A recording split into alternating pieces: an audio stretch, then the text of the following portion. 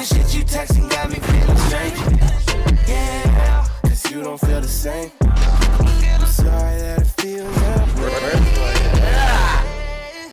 way. Yo, what did you do? It's my better video, and today Patrick CC video. Shout out Patrick CC. I've never, I didn't know about Patrick CC until I seen it on I'm Dante, and then it just so happens that in my recommended one day I seen this video pop up. Why didn't Chris Brown's career end? We're gonna find out right now. I know a lot of y'all are hating, but it's okay because Jalen lives to see another day. If I do, let's go. I was in the video. You feel me? Make sure you scroll down and subscribe. I said scroll down and subscribe, nigga. When discussing Chris Brown, it's impossible to forget the 2009 incident where he physically assaulted his girlfriend Rihanna. Damn! Who, as we know, was and still is one of the most popular stars of the past decade. Some of you from that moment on were never a fan of Chris Brown again. And while it did leave a stain on his reputation... Okay.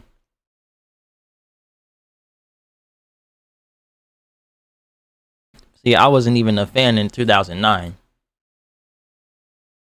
I didn't even know how to appreciate music in 2009. I was fucking 8 years old. I was just playing Michael Jackson, The Experience, that was all. Being forever associated with this disgraceful incident basically didn't hurt his career at all. Today, Chris Brown has over 50 million monthly listeners, has more gold records than Elvis, and is still selling out stadiums all over the world. Yeah, Just last week, he posted on Instagram about how people still hate him for a mistake he made at 17. But Chris Brown has made a mistake I think it was 17? almost every year for the past decade. He seemingly isn't a changed man. So why didn't his career end? Today, you will find out exactly why. Stay hydrated. By early 2009, Chris and Rihanna were considered a music industry hitmaker power couple. Rihanna had 2 #1 hits, SOS and Umbrella. He was 17, how old was she? Ponder Replay, Unfaithful, Don't Stop the Music, Shut Up and Drive, Disturbia, which was actually written by Chris Brown, Take a Bow, and many others. Chris also had 2 #1 songs, his debut Run It and Kiss Kiss, along with other hits like Say Goodbye, Gimme That, Yo, Take You Down, With You, and Forever. Heading into the 51st Annual Grammy Awards, they were both scheduled to perform separately, as well as receiving multiple nominations for various categories. However, these plans ended abruptly when media outlets reported that the couple would not be attending the red carpet, and their performances were canceled shortly afterward. Damn. Early that morning, Chris had been arrested following a domestic altercation in a rented Lamborghini that left Rihanna's face bloodied, bruised, and swollen. But to fully understand what occurred that night, we must backtrack when the couple initially began dating. Chris and Rihanna were not your typical teenage romance. They couldn't dine at restaurants or book hotel rooms without paparazzi flooding the parking lot. With so much power, influence, and a lack of privacy at such a young age, things were bound to get ugly.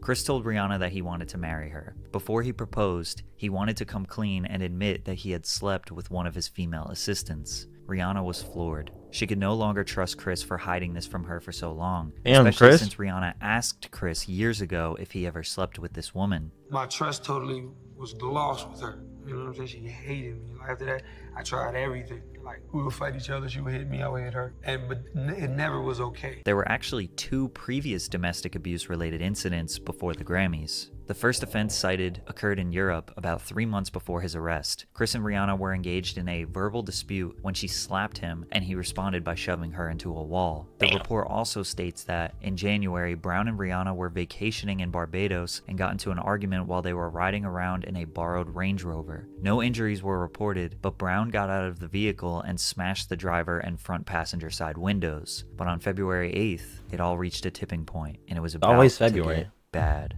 Chris, who was 18 at the time, and Rihanna, who was 19, arrived at the executive Clive Davis's legendary pre-Grammy bash. The couple were approached by the woman Chris had slept with before his relationship with Rihanna, the woman who sparked trust issues between the two. Chris claimed he didn't know she would be there, but Rihanna was upset nonetheless. She began crying before the ceremony started. However, as the night continued, she gradually got over it. They drank, laughed, and enjoyed their night before leaving the venue. Up until that point, everything was fine, as Rihanna explained. The couple had a blast that night. On the drive home, Rihanna discovered a lengthy GTA. text message on Chris's phone from the woman they had encountered earlier that night. Chris claimed he never saw the message, but Rihanna felt like she caught him in a lie and he wouldn't tell the truth. She wouldn't drop the issue and couldn't accept that he could be lying to her. Rihanna felt like Chris's back was against the wall and it caused him to get enraged and become violent. Chris, on the other hand, offered a different story. Off top, she thought I was lying. She starts going off, she throws the phone, I hate you, whatever. She starts hitting me. We're in a new Lamborghini. You know, she's fighting me and I'm like, look, I'm telling you the truth, I swear to God. You know I'm telling you the truth, stop it. So then she hits me a couple more times and I just It doesn't go from translation to let's sit down, I'm telling you the truth. It goes to now I'm finna be mean and be evil. So then I remember she like tried to kick me. It's like her just being upset.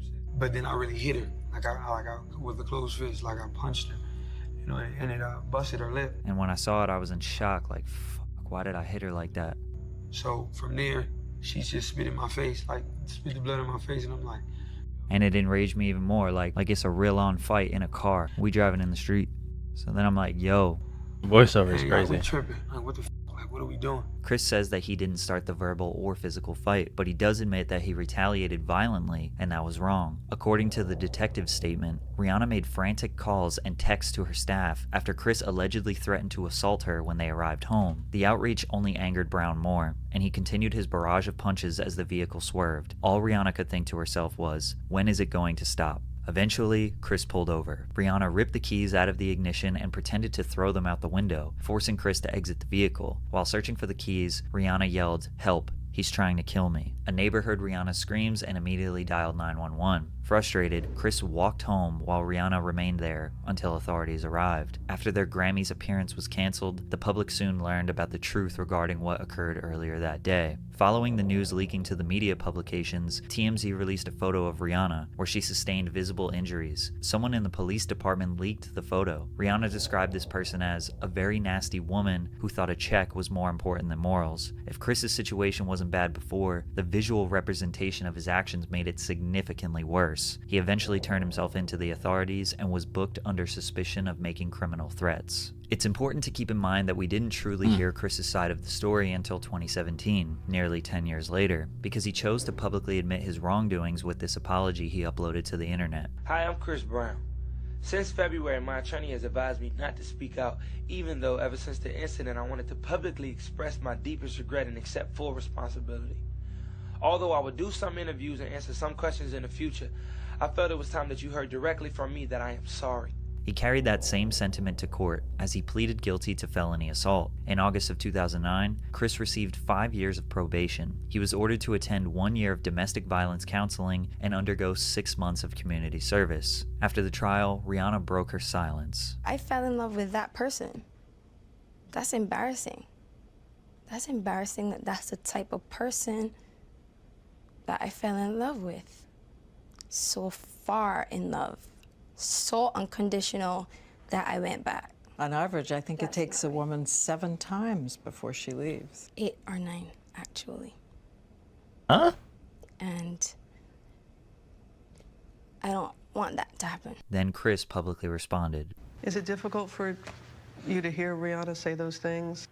It is. It's real difficult. It hurts, but it's just something that I have to be responsible for because I'm responsible for my actions. He did the right thing by admitting his wrongdoings, but he still lost sponsorships, bookings, and radio play. Despite the backlash, he decided to release an album in 2009, Graffiti, which debuted at number 7 on the Billboard Hot 200 and sold 102,000 copies in the first week. This is still his worst performing album, but it's also easily his worst sounding album. At the time, people thought his career was ruined, but actually, this was only a minor setback. Chris was about to dominate for the next decade, and although he claimed he was going to change his actions, that couldn't be further from the truth. I have sought and I'm continuing to seek help to ensure that what occurred in February can never happen again. And as I sit here today, I can tell you that I will do everything in my power to make sure that it never happens again, and I promise that. Chris was never blackballed from the music industry. Just 1 year after pleading guilty, he was booked to perform a Michael Jackson tribute at the 2010 BET Awards. During the performance, he famously began crying and fell to his knees while singing Jackson's Man in the Mirror.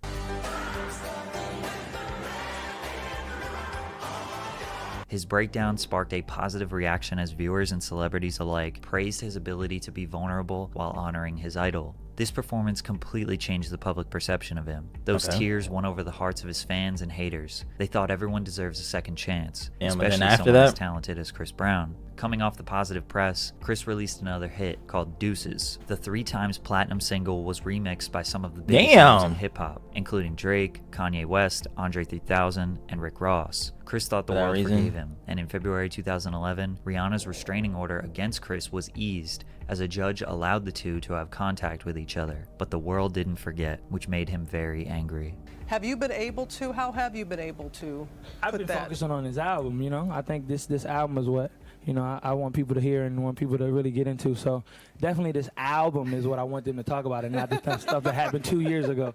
After this agitated interview, Chris stormed off the Good Morning America set, screaming down the hallway. He allegedly threw a chair at his dressing room window, which caused the glass to shatter on the street below, ripped his shirt off, and taunted one of the producers before ultimately leaving the studio, where he was photographed on the street after lashing out. Later that day, he posted a now-deleted tweet that read, "I'm so over people bringing this past shit up, yet we praised Charlie Sheen and other celebs for their bullshit." Chris appeared in an interview days later and apologized for his outburst. Luckily for Chris, he found one woman who was there for him during all the chaos, Karrueche Tran. They had been private about their relationship, but were seen together a lot in early 2011 until the pair ultimately decided to make their relationship officially public. Chris then dropped his 2011 album, Fame, which stood for Forgiving All My Enemies. The album was a major success, with hit singles like Look at Me Now and Yeah ×3. Chris was able to sell 270,000 copies first week and earned his first #1 album. The next year, he dropped Fortune, which would be his second #1 album. Back-to-back #1s proved that Chris Brown's music was good enough to look beyond his demons. It also helped that every major artist in the industry was totally fine with working with him. But he was about to get the biggest cosign that would fundamentally restore his reputation. That would come from Rihanna. Chris appeared on the remix of Rihanna's song Birthday Cake. In return, Rihanna featured on Turn Up the Music. The records were very controversial due to their past. Rihanna said she didn't understand the controversy. She didn't see how people could think it was a bad thing. Rihanna's defense over the music made it clear that she had forgiven Chris, but she took it a step further when she went on Oprah to publicly speak on their relationship. He made that mistake because he needed help, and like, who's gonna help him? Oh, hell no. Nobody's gonna say he needs help. Everybody's gonna say he's a monster without looking at the source. And I was more concerned about him. That is really powerful.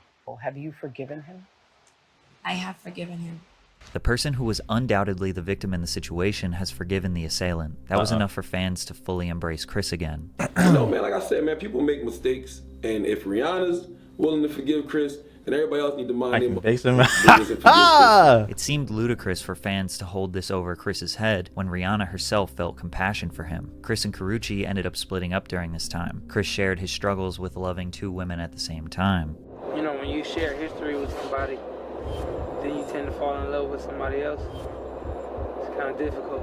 You know what I'm saying? Rihanna and Chris began dating again. He made a mistake and he's paid his dues, Rihanna says. Because of her support and their rekindled relationship, his reputation to the public was fully restored, and for the next 10 years, he would have a wildly successful career despite a long list of criminal charges. In January of 2013, Chris got into a verbal altercation with Frank Ocean over a parking space, calling him a homophobic slur, and then punched him in the face while 2 of Brown's friends jumped in. Chris was captured in public wearing a hard cast on his right hand days later, with no explanation for his injury. Despite clearly being assaulted, Frank ultimately chose to not press charges. Later on in 2013, Brown was arrested for felony assault in Washington, D.C., where he and his bodyguard, Christopher Hollisey, were involved in a physical altercation with 2 men outside of the W Hotel. Keep in mind, he was still on probation from the 2009 Rihanna assault. He would plead guilty to this assault in 2014. 1 month later, he was booted from a rehab facility after smashing his mother's car window during a family session. In early 2014, a judge ordered Chris Brown to stay another 2 months in a Malibu rehab, where doctors blamed the R&B singer's violent past on previously undiagnosed PTSD and bipolar disorder. They said he was responding to the treatment well. In May of 2014, Chris Brown was ordered to spend 131 days in Los Angeles County County Jail by a superior court judge in California after the singer admitted to violating the terms of his probation, but he was released after 60 days. Then he released his album X, which sold 146,000 copies first week and debuted #2 on the Billboard Hot 100. In January of 2015, his probation was revoked after he left the Los Angeles County area to host a private party that led to 5 people getting shot. Him and Carucci finally break up for good in 2015 when she found out that Chris impregnated another woman. In May of 2015, a man alleged that Chris hit him after an argument over a basketball game at the Palms Casino Resort, but Chris denied and the alleged victim didn't press charges. He dropped his 2015 album Royalty, selling 184,000 units first week and debuted #3 on the Billboard Hot 200. In January 2016, Brown was investigated by the police in Los Angeles after a woman alleged that he beat her and stole her cell phone during a party at the Palms Casino Resort. Golly! He was not charged. In June of 2016, he's sued by his ex-manager Mike G and claimed that Chris Brown brutally attacked him, punching him 4 times in the face and neck. This matter was settled out of court in 2019. In August 2016, a woman called the police and claimed that Chris threatened her with a gun outside of his home. He repeatedly proclaimed his innocence and was eventually arrested and later released from jail on a $250,000 bail. But he sued the woman for defamation and won. Through incriminating text messages, the woman told her friend, "Don't you know this freak Chris Brown is kicking me out of his house because I called his friend's jewelry fake? Can you come get me? My Uber is messing up. If not, I'm going to set him up and call the cops and say that he tried to shoot me." And that's crazy. Going to set his ass up. Him winning this suit is huge because it started to put into question how many times he could have been falsely accused because of his status. And because of his past, his character continued to be defaced by allegations highlighted by the media, as many of his crimes were dropped due to people not pressing charges or lack of evidence. In April of 2017, Tampa police said Brown allegedly sucker punched a 28-year-old club promoter during a paid appearance. The charges were dropped due to insignificant evidence. His ex Carucci filed a 5-year restraining order against Chris and won. Tran claimed that after the couple broke up, Brown demanded that she return diamond rings and other gifts that she had received during their relationship. When she refused, Brown reportedly texted her, "I'm not being nice to you no more. If I see you out in public again and I'm there, I will make you hate me even more. Don't be anywhere I'm out in public. I'm going to ban you from all events." In another text, he allegedly wrote, "Bitch, I will beat the shit out of you. And I promise you I will make your life hell." In February, Tran claimed in a sworn statement that Brown had previously punched me in my stomach twice and pushed me down the stairs. In separate reports, Chris allegedly threatened to kill her. In January 2019, authorities in Paris detained Chris, his bodyguard, and a friend on potential charges of aggravated rape and drug infractions. A woman filed a complaint with the police alleging she was assaulted at his suite at the Mandarin Oriental Hotel. Chris and his associates were released from custody without charge just 2 days later. Paris authorities kept the investigation open, and Chris retaliated by following a defamation lawsuit against the woman. In the summer of 2019, Chris dropped his 9th studio album, Indigo. His criminal past seemingly once again had no effect on his commercial sales, as Indigo debuted at #1 on the US Billboard 200, making it his 3rd #1 album. I stopped in 2019, but every year he seems to have a major allegation or arrest. Ultimately, Chris complaining about being tired of this narrative of him being an abuser or violent man is fully self-inflicted. Every 6 months to a year, there's a new story about him punching someone or being violent towards someone. So is this narrative really about the Rihanna incident or repeated behavior? And for him to complain seems odd. You want to talk about how he jumped Usher? He's never been held up. He's never fallen off, and he's never been blackballed. 3 #1 albums, 114 songs on the Billboard Hot 100, 11 top 10 hits, and nearly 200 million records sold. Most people choose to look the other way regarding his legal issues because they love his music so much. Most people are separating the art from the artist when it comes to Chris Brown. Most people don't care about his violent history. So if you're a person who hates cancel culture, you look at Chris Brown as a success story. For everyone else, I guess you're just hoping it doesn't get worse. One thing Chris Brown is right about is people tuning in to see Blueface and Krishan beat the snot out of each other in front of the world, and that's not okay. But you can hear all about that in this video. Damn, Patrick? Shit. But now I was gonna say that separating the artist from the person, I feel like people have to do with a lot of artists. It's the same thing with like R. Kelly. Some people say Michael Jackson. I wasn't talking at all. I was immersed. I was invested. You know what I mean? Let me know what you guys think down below. Mostly Chris Brown fans on this channel. So let me know what you guys think. Yeah. That's it. I'm out. Peace.